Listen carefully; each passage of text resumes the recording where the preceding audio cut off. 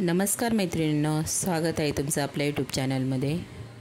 तर आज आपण मस्त अशी वेगळ्या पद्धतीने आणि सगळ्यांना आवडणार, अगदी न खाणारे पण खाणार, तर अशी मस्त अशी भन्नाट रेसिपी आहे।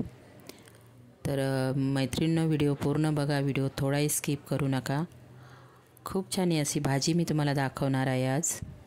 तर चला आपण रेसिपीला सुरुवात करूया। तर इथे मी तेल टाकून घेतलेलं आहे, त्यानंतर जिरं टाकलेलं आहे। जिरं थोडंसं तेलामध्ये ब्राऊन होऊन दिल्या।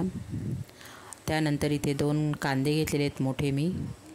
कांदा आपल्याला मस्त असा बारीक चिरून घ्यायचा आहे, म्हणजे तेलामध्ये लगेच आपला परतला जातो। त्यानंतर इथे मी टाकलेलं आहे मीठ। मिठाने आपला कांदा लगेच परतला जातो। तर 1 मिनिटासाठी मीठ टाकल्यानंतर मी कांदा परतून घेत आहे। मैत्रिणींनो, नक्की रेसिपी पूर्ण बघा आणि नक्कीच करून बघा, सगळ्यांना आवडणार, अगदी न खाणारे पण खाणार। मी 101% गॅरंटी देते, एवढी मस्त अशी रेसिपी, खूप टेस्टी अशी रेसिपी तयार होते।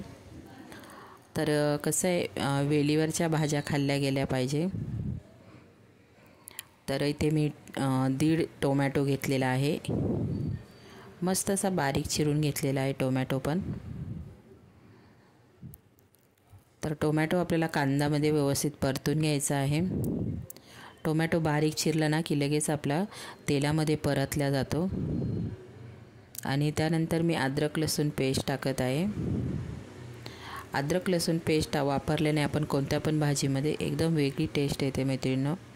तर अद्रक लसूण पेस्ट ही आपण बनवूनच ठेवायची फ्रीजमध्ये, म्हणजे आपल्याला थोडी थोडी वापरता येते, खूप जास्त नाही ठेवायची, नाहीतर वेगळाच वास येतो तिला।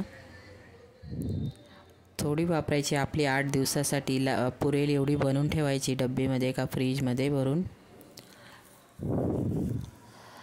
तर इथे मी अद्रक लसूण पेस्ट टाकून घेतलेली आहे। त्यानंतर परत 1 मिनिटासाठी परतून घेतलेलं आहे। हळद टाकलेली आहे मी, आणि आमचा जो घरगुती मसाला आहे तो टाकलेला आहे। त्याच्यामध्ये धना जिरा पावडर सगळं आहे, गरम मसाला सगळं आहे त्याच्यामध्ये।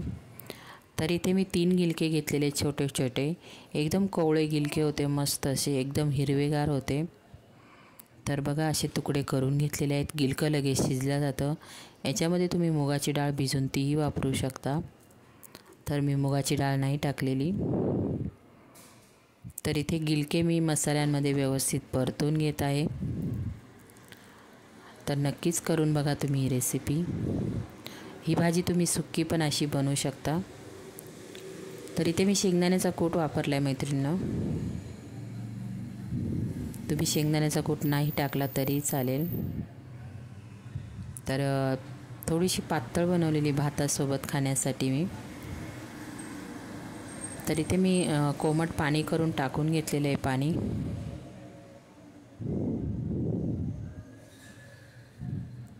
गिलकं हे लगेच शिजलं जातं, 1-2 मिनटामध्ये लगेच शिजणार आपली भाजी।